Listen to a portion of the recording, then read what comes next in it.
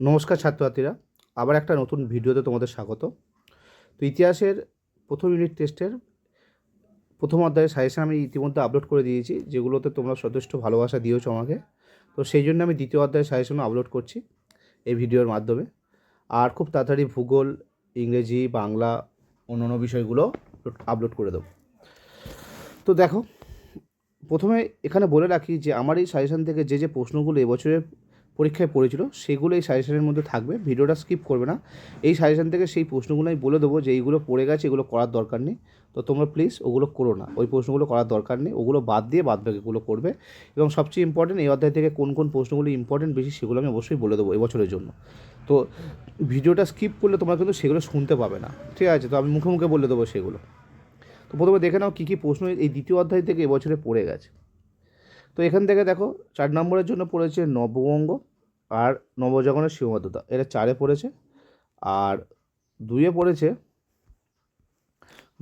একটা হলো সর্বধর্ম সমন্বয় আর খ্রিস্টান মিশনারি। তো এই প্রশ্নগুলো পড়ে গেছে, এই 4টে প্রশ্ন 2-এ 2টো পড়েছে আর 4-এ 2টো পড়েছে। তো যাই হোক, যে আমি প্রশ্নগুলো যখন বলবো সেই বলতে বলতে, তো দেখো, প্রথম প্রশ্ন নিয়েছি 2-এর জন্য। এই ভিডিওতে 2, 4, 8 কমপ্লিট সাজেশন দেবো। তার সঙ্গে বলে রাখি, আমি টেলিগ্রাম চ্যানেলের লিঙ্ক ডিসক্রিপশানে দিয়ে দেবো। তো সেখান থেকে তোমরা পৃষ্ঠাগুলোর যে স্ক্রিনশট সেগুলো তোমরা নিয়ে নিতে পারো। আর এর উত্তরগুলো যদি তোমরা কেউ চাও পিডিএফ আকারে, তো পিডিএফ আকারে চাইলে কিছুটা পয়সা তোমাদের খরচা করতে হতে পারে, কারণ সেগুলো টাইপিং করে আমাকে লেখাতে হবে। আর যদি কেউ যদি স্ক্রিনশট চাও মানে হ্যান্ড রিটেন নোট, তো সেটা আমি প্রোভাইড করে দিতে পারি। তো যাই হোক, এখানে কী কী প্রশ্ন 2 নম্বরে নিয়েছে সেটা দেখো। তোমরা যদি ইতিহাস নিয়ে কেউ পড়াশোনা করতে চাও বা কোনো রকমভাবে কোনো ডাউট থাকে, আমাকে কমপ্লিট এসএমএস করতে পারো এই কমেন্টের থ্রু অথবা টেলিগ্রাম চ্যানেলের লিঙ্কের থ্রু। আর চাইলে হোয়াটসঅ্যাপের নাম্বারও আমার এই ফেসবুক পেজে দেওয়া আছে, সেখান থেকে তোমরা হোয়াটসঅ্যাপও করতে পারো। যদি ইতিহাস নিয়ে কারো কোনো ডাউট থাকে নিঃসন্দেহে যোগাযোগ করতে পারো। মাধ্যমিকের পড়াশোনা সংক্রান্ত কোনো রকম সমস্যা হলে আমাকে যোগাযোগ করতে পারো। যাই হোক, এখানে প্রথম প্রশ্ন, এদেশে পাশ্চাত্য শিক্ষা বিস্তারের উদ্দেশ্য কী ছিল? প্রথম প্রশ্ন, ভারতের শিক্ষায় ভারতের শিক্ষার ইতিহাসে 1813 সনদের আইনের গুরুত্ব কী? মাহমুদিনী পত্রিকা প্রকাশের লক্ষ্য কী? পরে হিন্দু প্যাট্রিয়ট পত্রিকার নারী সমাজের উন্নতি কীরকম উদ্যোগ নেয়? আচ্ছা, উত্তম প্যাচার নকশা থেকে কী ধরনের সমাজচিত্র পাওয়া যায়? আচ্ছা, 6 নম্বর, নববঙ্গ গোষ্ঠী কাকে পদে বলা হয়? তো এটা যেহেতু 4-এ পড়ে গেছে, এবারে যে জন্য 2-এর জন্য ইম্পর্টেন্ট, 4-এ আর নববঙ্গ পড়ার দরকার নেই। তার সঙ্গে বলে রাখি, হুতম প্যাঁচা, গ্রামবার্তা প্রকাশিকা, হিন্দু প্যাট্রিয়ট, ঠিক আছে, আর বামাবদিনী, এই 3টে, হুতম, বামা, হিন্দু প্যাট্রিয়ট আর গ্রামবার্তা, এই 4টে। আরেকবার বলছি, বামাবদিনী, হিন্দু প্যাট্রিয়ট, হুতম প্যাঁচার নকশা আর গ্রামবার্তা প্রকাশিকা, যেগুলো সাজেশনের মধ্যে আছে। এই 4টি পত্রিকা এবছরের জন্য খুব ভালোভাবে পড়বে। আমার মনে হয় এই 4টি পত্রিকার মধ্যে কোনো একটা প্রশ্ন থাকতে পারে। খুবই খুবই ইম্পর্টেন্ট 4টে পত্রিকা এবছরের জন্য, মনে রাখবে।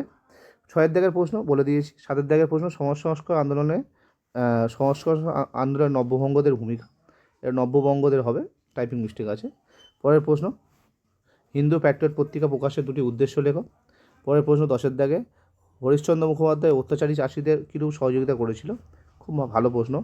11-এর দাগের প্রশ্ন, গ্রামবার্তা প্রকাশিকা, যেটা আমি একটু আগে বলছিলাম, গ্রামবার্তা প্রকাশিকা মানে যে 4টি পত্রিকা ভালো করে তোমরা পড়বে দ্বিতীয় অধ্যায় থেকে। গ্রামবার্তা প্রকাশিকা কেন ব্যতিক্রমী ছিল অথবা এই পত্রিকার মূল বিষয়বস্তু কী ছিল? ভালো প্রশ্ন। নব্য বেদান্ত অর্থাৎ বিবেকানন্দ টপিকটা খুব ভালোভাবে দেখবে। হাজী মোহাম্মদ মহসিন বিখ্যাত কেন? নববিধান কী? 3 আইন কী? ইতালির রেনেসাঁর সঙ্গে বাংলার নবজাগরণের 2টি সাদৃশ্য। নবজাগরণ টপিকটা 4-এ পড়ে গেছে, তো 2-এর জন্য খুব ভালো। 17-এর দাগের প্রশ্ন, বিজয়কৃষ্ণ গোস্বামী স্মরণীয় কেন? পরের প্রশ্ন 18, লালন ফকির কেন স্মরণীয়? 9-এর দাগের প্রশ্ন, 19-এর দাগের প্রশ্ন, 19-এর দাগের প্রশ্নটা আমার সাজেশান থেকে এবছরের মাধ্যমিকে পড়ে গেছে, তো প্লিজ এটা করো না তোমরা কেউ। 19-এর দাগের প্রশ্নটা কেউ করবে না, সর্বধর্ম সমন্বয় কেউ করবে না। 20-এর দাগের প্রশ্ন, কাদম্বিনী গাঙ্গুলি স্মরণীয় কেন? মধুসূদন গুপ্ত কী কারণে বিখ্যাত? কলকাতা বিশ্ববিদ্যালয়কে কেন গোলদিঘি গোলামখানা বলা হয়?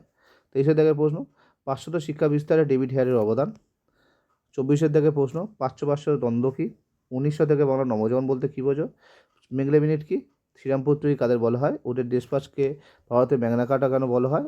বাংলা শিক্ষা বিস্তারে রাধাকান্ত দেবের ভূমিকা। ডিরোজিও বিখ্যাত কেন ছিল? পরের প্রশ্ন, ভারতীয় ব্রাহ্ম সমাজ বিভক্তি হলো কেন?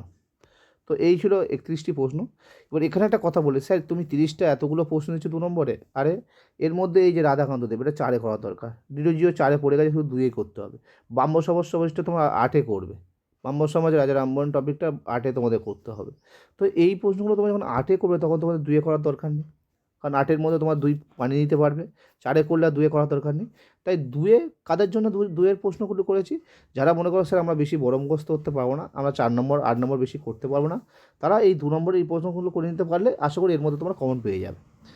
আর যারা মনে করো না স্যার আমরা 4-এও করবো 8-এ করবো, তারা তাহলে তারা 4-এরটা আর 8-এরটা ভালোভাবে করো, যেগুলো 4-এর 8-এর ভালোভাবে তোমরা করবে, যেমন এই প্রশ্নটা উডের ডিসপ্যাচ, তখন যদি 4-এ যদি ভালোভাবে করে নাও, 4-এও দেওয়া আছে, তাহলে 8-এ 2-এ করার দরকার নেই, ঠিক আছে। তো মেন ফোকাস এটা করবে যারা বড় করে যে কোনো উত্তর ভালো করে মুখস্থ করবে বড় নাম্বারের জন্য 4 আর 8 মার্কস, তাহলে তাদের ক্ষেত্রে ছোটো প্রশ্ন বা 2-এর জন্য করার দরকার নেই। আশা করি ব্যাপারটা বুঝতে পেরেছো। 8 নম্বরের জন্য এই অধ্যায়ে কী কী ইম্পর্টেন্ট ভালো করে বোঝে নাও। এই যে প্রশ্নটা রাজা রামমোহন রায় টপিকটা খুব ভালোভাবে পড়বে, সমাজ সংস্কার আন্দোলন শিক্ষা বিস্তারে আর ব্রাহ্ম আন্দোলনে, ঠিক আছে। রাজা রামমোহন রায় আর ব্রাহ্ম আন্দোলন এই টপিকটা খুব ভালোভাবে পড়বে। এখানে দুটো প্রশ্ন আমি একসঙ্গে জয়েন করে দিয়েছি। এই প্রশ্নটা এবছর আসার সম্ভাবনা খুব ছিল কিন্তু আসেনি, আর তোমাদের জন্য খুবই খুবই ইম্পর্টেন্ট। আর এই নবজাগরণের প্রশ্ন তো পড়ে গেছে সীমাবদ্ধতা, এটা করার দরকার নেই, এটা করার দরকার নেই, 4-এ পড়ে গেছে, ঠিক আছে। আর পরেরটা হলো বিদ্যাসাগর খুব ভালো প্রশ্ন, ভালো করে পড়বে। এবার এখানে একটা কথা তোমাদের বলে রাখি, তোমরা অতিরিক্ত বড় প্রশ্ন করতে যাবে করো ভালো ব্যাপার, কিন্তু চেষ্টা করো যে 4-এর প্রশ্ন বেশি বড় করে করতে, কারণ ডাইরেক্ট 8-এ প্রশ্ন দিচ্ছে না আজকাল বেশি প্রশ্ন দিচ্ছে 6+2 4+4, ফলে 5+3 এরকম, যার ফলে কী হচ্ছে, যার ফলে বেশি বড় প্রশ্ন একসঙ্গে অনেক করার দরকার নেই, টপিকটা জাস্ট ক্লিয়ার রাখো দাও, পার্ট প্লাস পার্ট প্রশ্ন এখন বেশি হচ্ছে। এবার 4 দাগের প্রশ্ন প্রথম প্রশ্নটা আমার সাজেশন থেকে মিলে গেছে, তো করার দরকার নেই। নববঙ্গ আন্দোলনের ব্যর্থতা মানে এই টিকা মানে এর মধ্যে ব্যর্থতা সব ঢুকেছিল, আর শুধু তো ডাইরেক্ট ব্যর্থতা লিখলে হবে না, তার আগে ভূমিকাগুলো দিতে হবে। তো মোটামুটি এই প্রশ্নটি যারা মুখস্থ করে গেছে আমার সাজেশন থেকে তাদের আশা করি কমন পেয়ে গেছে। পরের প্রশ্ন, তাহলে এটা করতে হচ্ছে না। পরের প্রশ্ন, পাশ্চাত্য শিক্ষা বিস্তারে ডেভিড হেয়ারের ভূমিকা। লর্ড মেগলে কী উদ্দেশ্যে পাশ্চাত্য শিক্ষা প্রবর্তন করেন, এটা প্রশ্নটা ভালো করে বুঝে নাও। লর্ড মেগলে কী উদ্দেশ্যে এদেশে পাশ্চাত্য শিক্ষা প্রবর্তন করেছিল, তো এখানে প্রশ্নটা একটু মিস্টেক আছে। শ্রীরামপুত্রী কাদের বলা হয়, নববঙ্গ টপিকটা করার দরকার নেই, একটু আগে বললাম নববঙ্গ টপিকটা পড়ে গেছে পরীক্ষার প্রশ্ন, নববঙ্গ আর করার দরকার নেই, 2-এর জন্য করবে ব্যাস। বাংলা নারী শিক্ষা বিস্তারে রাধাকান্ত দেবের ভূমিকা কী ছিল, বামাবদিনী পত্রিকায় সমকালীন বাংলা সামাজিক জীবন কীভাবে ফুটে উঠেছে, এই বললাম 4টে পত্রিকা, বামাবদিনী, হিন্দু প্যাট্রিয়ট, গ্রামবার্তা আর হুতম প্যাঁচা, এই 4টে পত্রিকা ভালোভাবে করবে এবছরের জন্য খুব ইম্পর্টেন্ট। গ্রামবার্তা প্রকাশিকা টিকা, আচ্ছা। পড়াতে পাশ্চাত্য শিক্ষা বিস্তারে খ্রিস্টান মিশনারিদের ভূমিকা, ঠিক আছে। এই খ্রিস্টান মিশনারিদের ভূমিকা করার দরকার নেই, খ্রিস্টান মিশনারি তোমাদের 2-এ পড়েছে, তো 4-এর জন্য হালকা দেখে রাখতে পারো। তবে এর সঙ্গে যে পাঠ প্রশ্ন আছে সরকারি উদ্যোগ, এই সরকারি উদ্যোগ টপিকটা তোমরা দেখে যেতে পারো। অর্থাৎ পাশ্চাত্য শিক্ষা বিস্তারে সরকারি উদ্যোগ কী কী ছিল, এই প্রশ্নটা ভালোভাবে তোমরা দেখে যেতে পারো।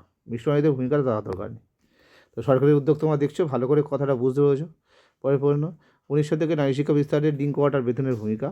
চার্লস উডের নির্দেশনামা, খুব ভালো প্রশ্ন। চিকিৎসাবিদ্যায় কলকাতা মেডিকেল কলেজের ভূমিকা, খুব ভালো প্রশ্ন। নারী শিক্ষা প্রসারে বিদ্যাসাগরের অবদান, যেটা তোমার 8-এ আমি দিয়েছি, তো 8-এ যদি করো 4-এ করার দরকার নেই। নীলদর্পণ নাটকে কী সমাজচিত্র পাওয়া যায়, ভালো প্রশ্ন। হুতম প্যাঁচার নকশা, 1900 থেকে বাংলা কী সমাজচিত্র পাওয়া যায়। তো এই ছিল তোমাদের মোটামুটি এই অধ্যায় থেকে ভালো ভালো প্রশ্ন, যে প্রশ্নগুলো এই অধ্যায়তে তোমাদের করা অবশ্যই দরকার।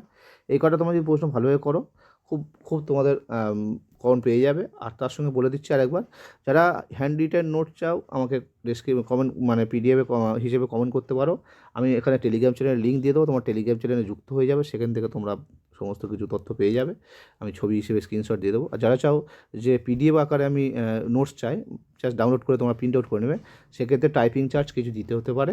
তো আমাকে হোয়াটসঅ্যাপ নাম্বার পেজে দেওয়া আছে, সেখান থেকে তোমরা হোয়াটসঅ্যাপ করতে পারো। তোমরা ইতিহাস ভূগোল যে কোনো বিষয় নিয়ে কোনো নোটস চাইলে, হ্যান্ড রিটেন নোটস বা পিডিএফ নোটস, আমাকে অবশ্যই কমেন্ট করতে পারো, আমি নোটস প্রোভাইড করবো, তোমরা পেমেন্ট করে দিলে প্রোভাইড করে দেবো, অথবা তোমার ফ্রি নোটস চাইলে আমি হ্যান্ড রিটেন নোট পাঠিয়ে দেবো। তো দেখা হচ্ছে এই পরের ভিডিও নিয়ে। আজ এই পর্যন্ত ভিডিওটি ভালো লাগলে ভিডিও লাইক করো, বন্ধুদের সঙ্গে অবশ্যই শেয়ার করো। আর যারা ইউটিউব চ্যানেল থেকে দেখছো অবশ্যই সাবস্ক্রাইব করে ফলো করবে, বন্ধুদের সঙ্গে শেয়ার করবে। ফেসবুক থেকে দেখলে অবশ্যই ফলো করে নিও।